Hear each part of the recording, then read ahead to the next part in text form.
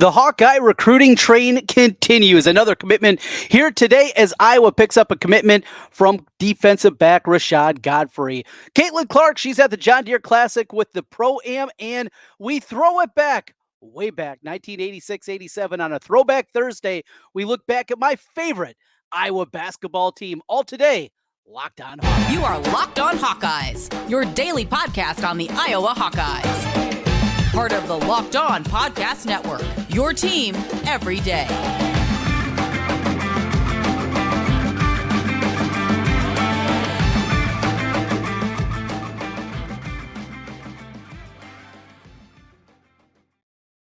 Welcome in. I'm Trent Condon, and this is the Locked On Hawkeyes podcast. Thanks for making Locked On Hawkeyes your first listen every day. We're available wherever you get podcasts. You can also find us on YouTube. While you're there, hit that subscribe button. It helps us get in front of more Hawkeye fans. Well, we got football today. We got basketball. We got golf. Well, maybe a little bit. And we're going to throw it back to 1986-87. You youngsters come hang out with Uncle TC. I'm going to fill you in on my favorite Iowa basketball team and what really solidified me as not just a Hawkeye fan, but a sports fan. That season, an absolutely incredible one.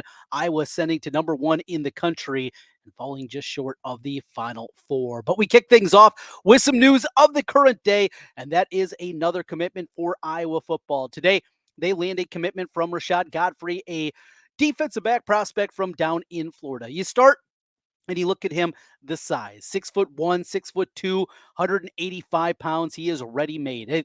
The question becomes, is he a safety? Is he a cornerback at the Big Ten level? What is he going to be when he makes his way to campus? But another guy that they had really looked at, didn't have the biggest offer list. This is not one of the top rated guys that Iowa is after. But again, it fits a scheme. And more than anything, you just have to trust the evaluation of Phil Parker. What he has done in finding defensive backs, under the radar guys continually, not just as his time as the defensive coordinator for the past decade plus, but also what he's done in the last 25 years as a defensive back coach. And he finds these guys and his ability to turn them and mold them into all Big Ten players, guys that get a chance at the next level. It is absolutely incredible. Looking at some of the highlights from Rashad Godfrey, a couple of things jump off.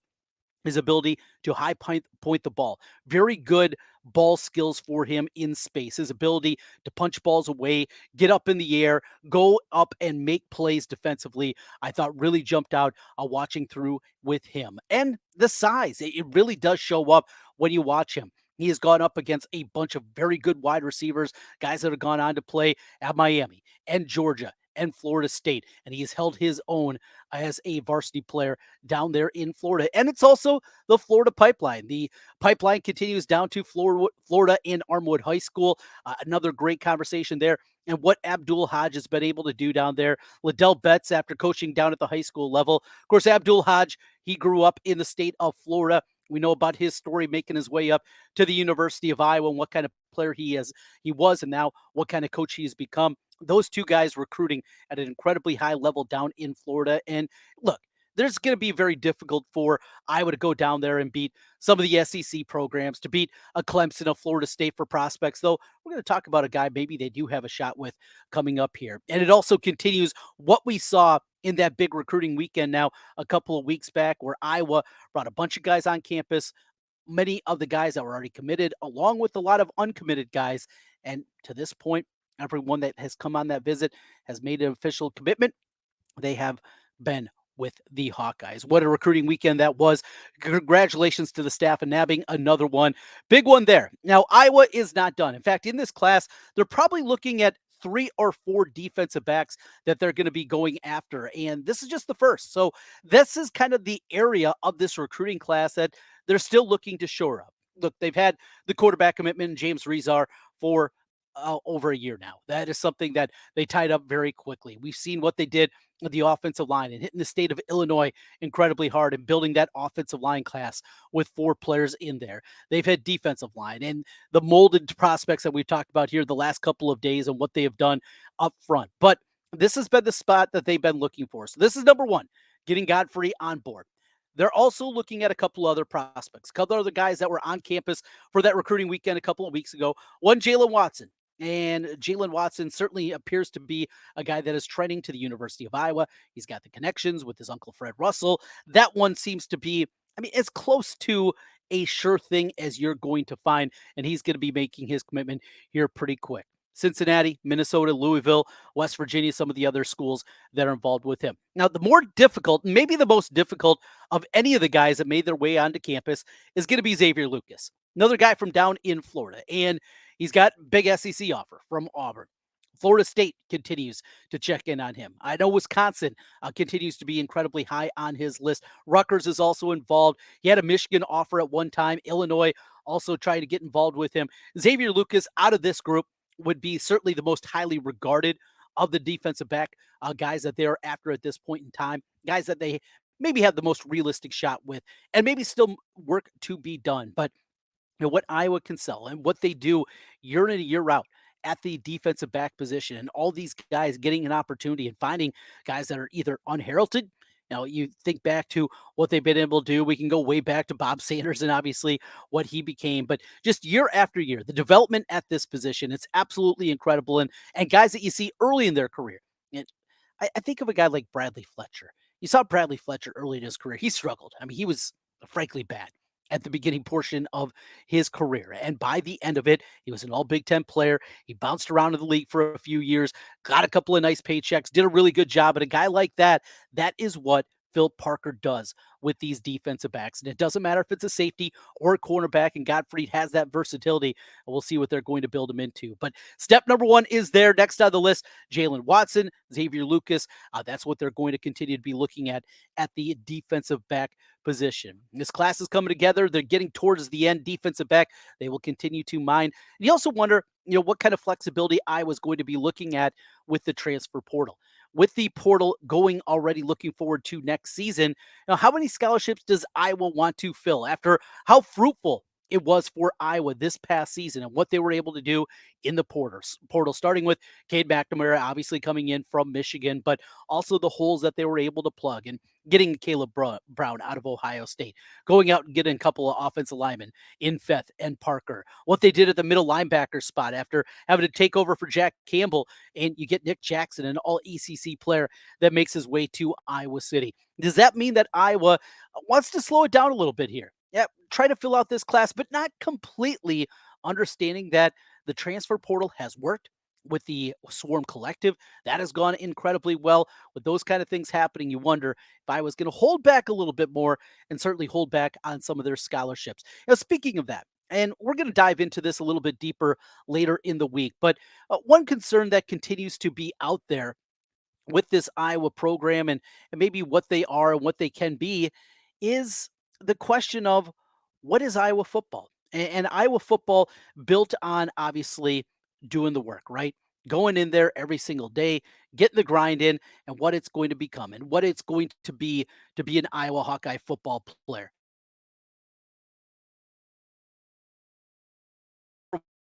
What we are used to. And it's a part that you are left kind of wondering with this program, what they are, what they're going to be. Apologies there as we got a little screwy on the video feed. I'm back with you. All right. Iowa football, though, built on put in the work, you do it our way, you're going to be successful. And now you're kind of left wondering if that's going to be a change, if that's something that we're going to see that's going to be different with this influx of talent. Something that I want to tackle a little bit more here in the coming days and coming weeks and everydayers. We got you covered with a whole lot more Hawkeye football coverage. Continuing the conversation today, it's Thursday. It's a Throwback Thursday. This is our summer series as we're looking back at some of my favorite Iowa football teams during my lifetime, during my 43 years, and we're going to go way back. Some of my earliest memories for Iowa basketball. You see over my shoulder there, I got B.J. Armstrong and Roy Marble and Ed Horton, that trio that were sophomores in 1986, 1987. It was a great year for Iowa basketball. It was year number one of Dr. Tom. Hey, if you're young, we're going to have some fun going back. If you're an old guy like me, we're going to go back and reminisce about some of the high points of Iowa basketball. Certainly, and I guess I can't even consider it recent history anymore. We're talking about going back 35 years ago, but we're going to have some fun with that here out of Throwback Thursday. Caitlin Clark also, she showed up over in the Quad Cities on the wrong side of the river. She was at the John Deere Classic, hitting it around with Zach Johnson. We'll talk about that here today. A little basketball talk as we roll through and a look back at 1986, 1987 as we roll through on the Thursday edition. This is the Locked On Hawkeyes Podcast. Today's episode of the Locked On Hawkeyes Podcast is brought to you by FanDuel. FanDuel Sportsbook, great place to go and a chance for you to take your first swing at betting on MLB with FanDuel. How about this? You're going to get 10 times your first bet amount in bonus bets up to $200. Just bet $20 and you'll land $200 in bonus bets, win or lose. Love the sound of that. That's $200 you can spend betting on everything. Money lines, over-unders. You can go home run props, hitting props, pitching props. You name it, they have it at FanDuel. And all on an app that's safe, secure, and super easy to use. Plus, when you win, you get paid instantly. No better place to bet on MLB than FanDuel, America's #1 sportsbook. So sign up today. Visit FanDuel.com/lockedon, and you're going to get up to $200 in bonus bets with FanDuel.com/lockedon. FanDuel, official partner of Major League Baseball. Trent Condon back with you once again here on the Locked On Hawkeyes podcast. Thanks for making Locked On Hawkeyes your first listen every day. So we throw it back here on a Thursday, and we go back to 1986-87. I'm a youngster. I'm in, let's see, I would have been in first grade. For some of the younger listeners and viewers out there, this is a period which, for me, solidified my fandom. Because during the week, look, I had 3 channels. Up in North Iowa is 3, 6, and 10. That's what we got. Channel 3, KIMT out of Mason City. Our ABC affiliate was out of Minnesota, Austin, and KAL. And KTTC, I think that's what it was, in Rochester. That was the NBC affiliate. Well, there are no sports on during the week, during the winter. All we had was Iowa basketball. And the Iowa Basketball Network was a monster. Lute Olson was the one that started it. And it started with KWWL out of Waterloo. It became a behemoth. They were getting sometimes a 75-80 share. If you know anything about TV or ratings, that is ridiculous, meaning 75 to 80% of the people in the state of Iowa that were watching television at the time were watching Iowa basketball. It's unheard of. Super Bowls don't get numbers like that. That's what Iowa basketball was, and that's what it had built into, and it continues to this point. But going into 86, 87, Iowa needed a new coach. You know, this is something that I've searched for, and I've asked some questions before, some people that have been on the beat for a long time and remember this era certainly more vividly than I do. They get Dr. Tom to come in from Stanford. Dr. Tom wasn't very good at Stanford.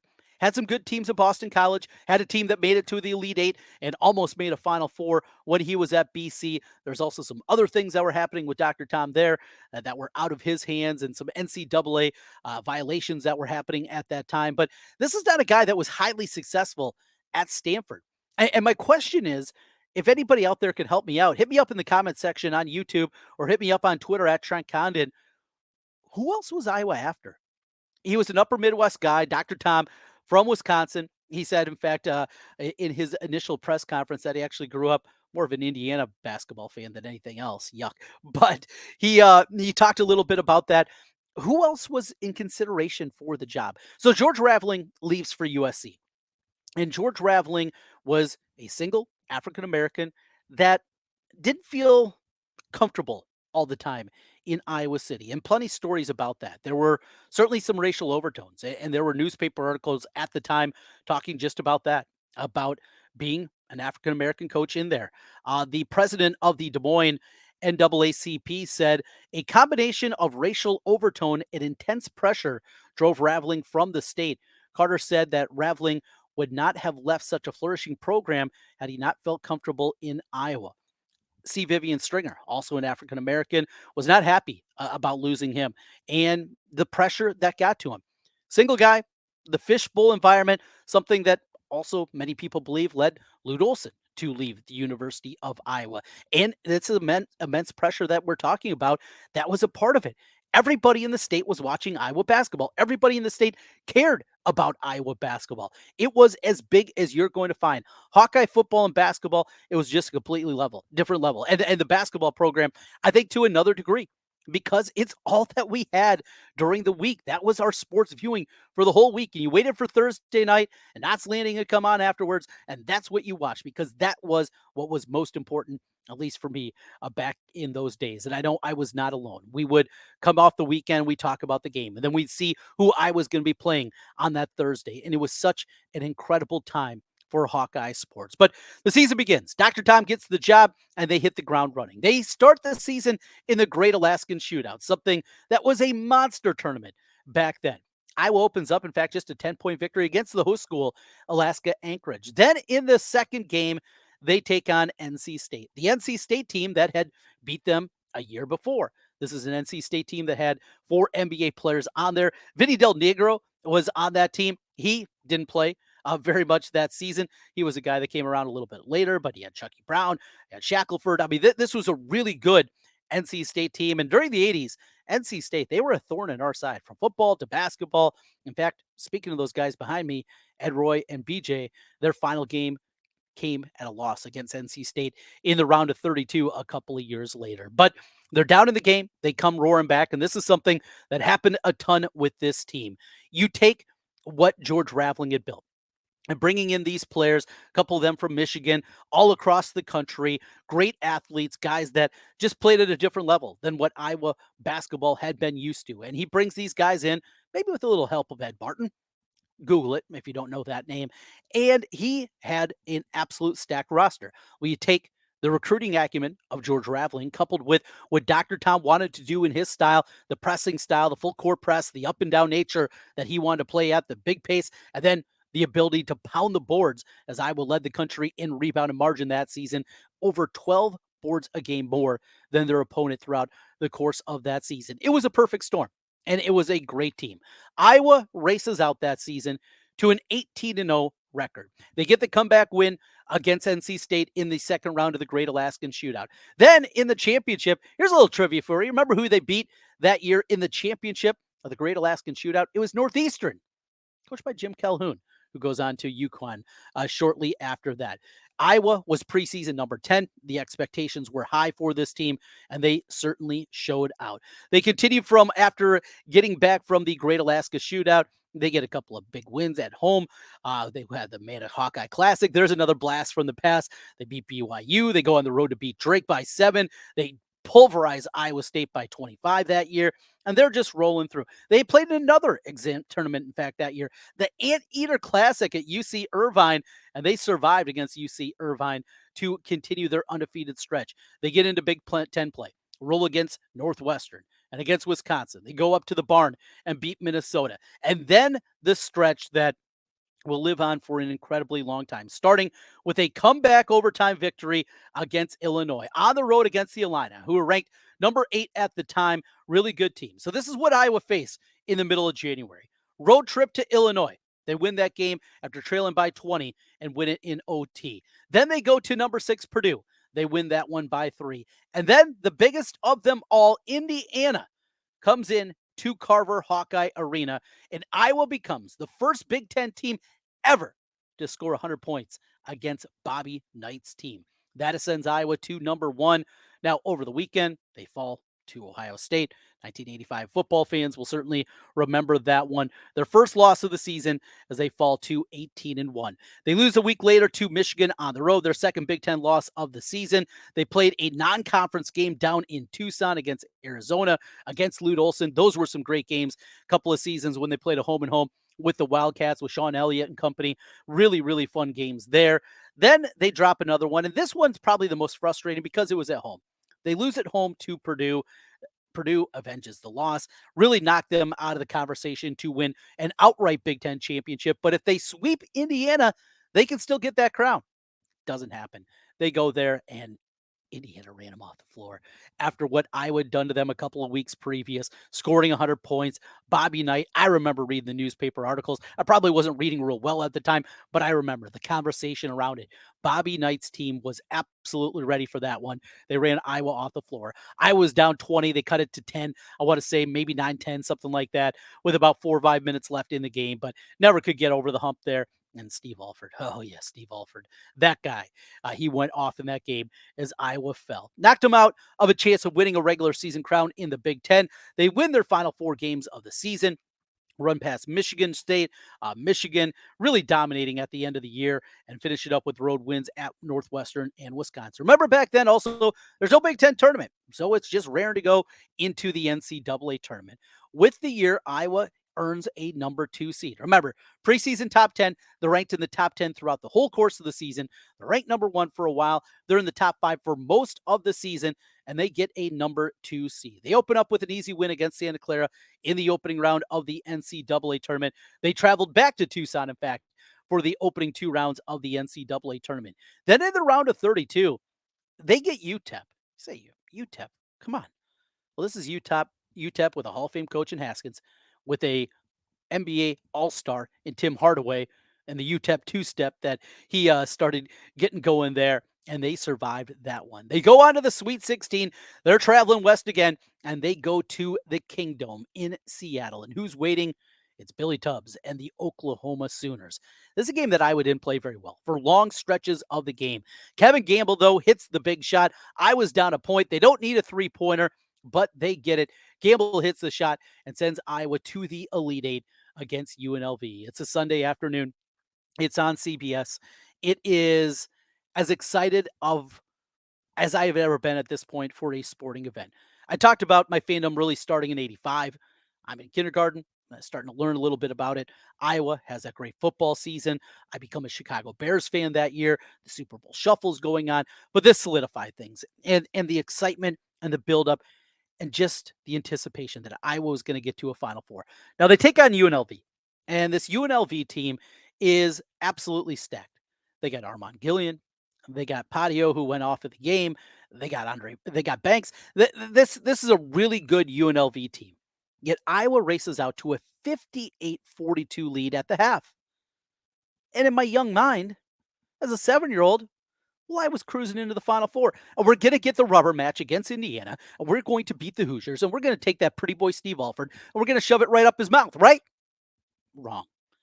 The second half comes, and Iowa is tight. And I've gone back and watched this game before. You can find it on YouTube.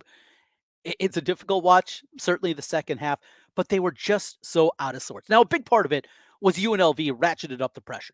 I mean, they went out there and they went with that old Amoeba defense that Jerry Tarkanian was so famous for, and they really dialed it up. And the refs maybe swallowed their whistles a little bit too, made it at least easier for UNLV to get back in it. But they're just hitting three-pointers from all over the place, and that was another part. UNLV, they had a couple of guys that were really struggling shooting the basketball. Gillian was a stud inside, but it was their ability on the outside. Another huge thing about this tournament in 1987, here's a couple of things. First of all, this is the first year of the three-point line. That is across the board and used in the NCAA tournament in college basketball. There were so many things going on during the course of this year. College basketball was really evolving and becoming a different kind of sport. And the national conversation that was continuing with college basketball at this time. And it was still the era where guys were sticking around for all 4 years before departing to the NBA. You had stars all over the place. You had guys that you knew. You saw these programs, and Iowa was right there. Iowa was as talented as anybody in the country. Iowa, for the longest time, had the most players drafted on a single team until Kentucky broke that record a couple of decades later. 8 guys on this roster were drafted into the NBA. Unthinkable.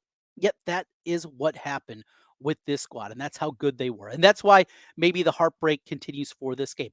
Now, even as Iowa lost the lead, it was as high as 19. They're up 16 at the half. Even as they lose the lead, they come right back. They have an opportunity. They get a 10-second call, that full court press again. That absolutely was a big, big difference and a big part of what they were and their identity defensively. They get the 10-second call. They get the ball back with about 20 seconds to go. They throw a lob inside for Lowhouse, and it's too high. And it goes out of bounds. Gillian hits a couple of free throws. Iowa has one more shot after Gamble had hit the shot to beat Oklahoma. He gets another one to try to tie the game up. It goes awry, and it goes to the L column. Now, as the game concludes, I'm bawling. Hey, give me a break. Come on. I'm 7. But I'm bawling. I can't handle it. And I run down to my room. My room was in the basement. And I remember my mom coming downstairs. My mom telling me, it's all right. Roy, Ed, BJ, they're just sophomores. They're going to make a Final Four. Well, here we are 36 years later, still no Final Four. Yeah, that one still sticks in the craw just a little bit. It was a great season. And though the end is disappointing, there was only one team that was happy. Frustrating parts, the way that the UNLV game obviously played out. Now, UNLV that year, they're 37-2. I mean, that was a dang good team. And yes, though they were playing in the old Pacific Coast League, this was a team that went out and definitely took on all comers. They won the preseason NIT. They went to Memphis. They went to Auburn that year. UNLV was stacked. They were really, really good, really, really talented. They gave Indiana one heck of a game in the Final Four. But not being able to see that rubber match between the Hoosiers and the Hawkeyes, what could have been different maybe with this Iowa basketball program if they would have broke through and even got to the Final Four, what could have been. Look, I've never seen one. 1980, last Final Four. And a lot of you watching right now and listening, you haven't seen it either. But it was a different era. And the 1987 tournament is still one of my favorites, even though it ended in heartbreak, and it absolutely was heartbreaking the way that it played out. That season, the 3-point shot coming in, how good Iowa was, how good the Big Ten was that season with Indiana and Purdue and Michigan and Illinois and on and on and on. Just a great season of Big Ten basketball and stars all over the place. So you had that component of it. Also, here's another nugget for you. At the end of 1987, so Keith Smart hits the jumper to beat Syracuse in the national championship game. Hits the baseline jumper.